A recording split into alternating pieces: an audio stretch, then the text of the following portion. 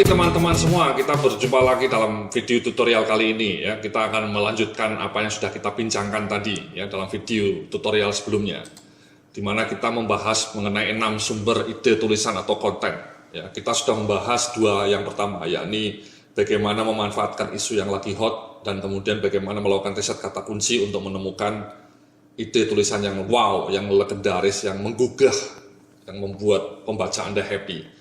Nah, di dalam kesempatan video kali ini kita akan bicara mengenai teknik mind mapping dan pengalaman personal. Apa sebenarnya teknik mind mapping ini? Ya, langsung saja saya berikan contohnya. Ya, jadi teknik mind mapping itu seperti ini, Mas.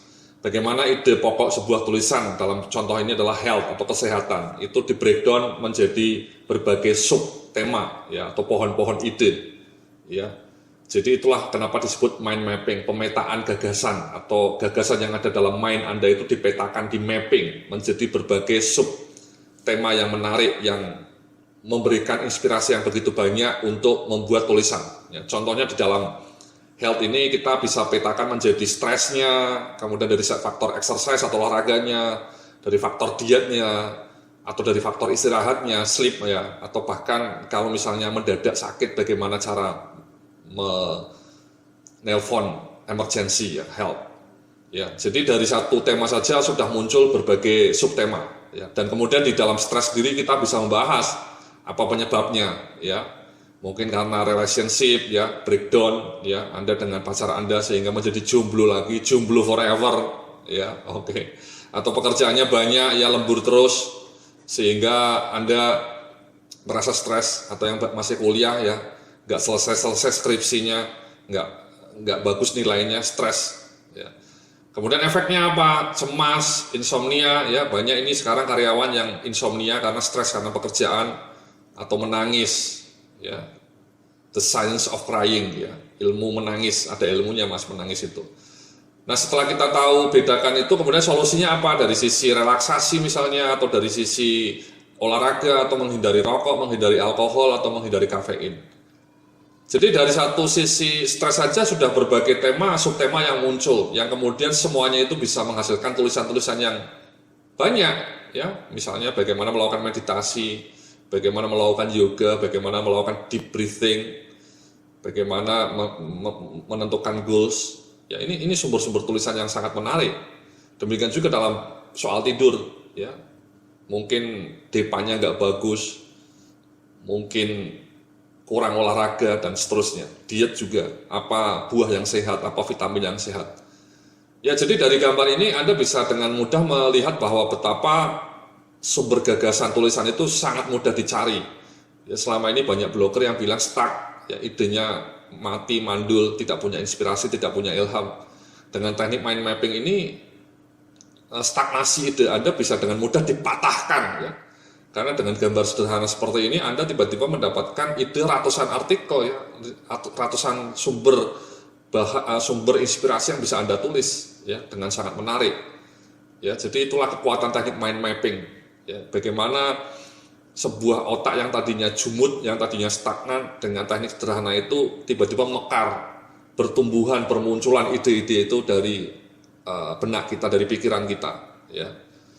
Contoh lainnya seperti ini Mas, teknik mind mapping berikutnya business planning ya. Business planning ini sesuatu yang mungkin abstrak, tapi setelah kita jabarkan dalam mind mapping, misalnya dari sisi marketingnya, dari sisi situasi di pasar, dari sisi employee requirement, dari sisi founders dan seterusnya, itu muncul berbagai ide tulisan. Misalnya dari marketing, dari sisi brandingnya bagaimana, dari sisi advertisingnya bagaimana, situasi di pasar bagaimana, situasi kompetisinya, bagaimana lokasinya, bagaimana kebijakan pemerintah. Dari employee requirement misalnya, apa saja posisi yang dibutuhkan, apa kualifikasinya. Jadi dari satu tema business planning ini bisa keluar berbagai puluhan ide untuk menulis. Ya, itu namanya kekuatan teknik mind mapping. Jadi mungkin kapan-kapan Anda perlu melakukan teknik seperti ini Mas, ketika stuck ide Anda jabarkan ini kotak-kotaknya ini. Kotak-kotaknya ini bisa macam-macam ya, bisa kesehatan, bisa mengenai internet marketing, atau bisa mengenai dunia pekerjaan, dunia karir, dan seterusnya. Jadi di breakdown seperti ini. Ini dua contoh mengenai teknik mind mapping. Jadi bagaimana sebuah ide pokok di breakdown dan kemudian memunculkan pohon-pohon ide yang banyak. Itu teknik mind mapping Mas, untuk menemukan ide konten. Nah, yang berikutnya ini adalah menemukan ide konten dari pengalaman personal ya. Anda tentu sebagai seorang pribadi punya pengalaman banyak, pengalaman personal. Nah, tidak ada salahnya pengalaman personal itu dituliskan dalam blog. Tapi dengan catatan kalau bisa ditulis dengan sudut pandang yang relevan dengan isi blog Anda. Contohnya ini Mas.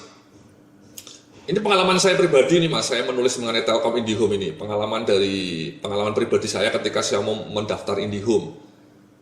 Saya kurang puas dengan layanannya karena lama, ya nunggunya lama dan kemudian harganya tidak sesuai dengan yang dipromosikan. Ya, tentu saja saya kecewa. Tapi saya menulisnya tidak dengan sekedar curhat Mas ya. Saya menulisnya dari sudut pandang manajemen karena blog saya manajemen. Ya ini dari sudut pandang bahwa Telkom ini mungkin perlu change management. Kenapa? Karena mungkin organisasinya sudah terlalu besar, terlalu birokratis, terlalu banyak divisi sehingga tidak saling komunikasi. Ujung-ujungnya pelayanan kepada pelanggan menjadi termehek-mehek, ya, menjadi amburadul. Nah, jadi itu Pak Mas pesannya. Ketika Anda punya pengalaman pribadi, tuliskan pengalaman pribadi Anda dalam sebuah tulisan di blog, tapi dengan sudut pandang yang sesuai dengan blog Anda. Ya. Misalnya Anda seorang yang punya blog mengenai marketing dan kemudian Anda punya pengalaman yang mengecewakan dengan Lion Air misalnya, terlambat delaynya sampai 4 jam. Nah, tuliskan itu pengalaman Anda itu tapi dari sudut pandang marketing. Bagaimana delay itu bisa menyebabkan branding Lion menjadi jatuh, bagaimana reputasi mereka sebagai sebuah perusahaan itu bisa tercemar di mata konsumen. Jadi bagaimana menceritakan pengalaman Anda, insiden Anda yang terlambat itu dari sudut pandang marketing. Jadi itu lebih menarik. Jadi tidak sekedar curhat yang terlalu personal. Kalau curhat yang terlalu personal nanti isinya tidak menarik bagi pembaca, ya. Tidak relevan bahkan mungkin dengan isi blog Anda. Jadi itu ya, bagaimana menuliskan pengalaman personal tapi dari sudut pandang yang tema yang sesuai dengan blog Anda. Jadi itulah dua hal yang kita bahas dalam video kali ini ya, bagaimana kita menggunakan teknik mind mapping dan kemudian bagaimana kita mentransformasi pengalaman personal kita sebagai sebuah sumber tulisan yang wow, yang menggugah. Nah, dalam video berikutnya nanti kita akan membahas sumber yang lain, yakni inspirasi dari blog lain dan juga ide dari majalah. Terima kasih, sampai jumpa dalam video tutorial berikutnya.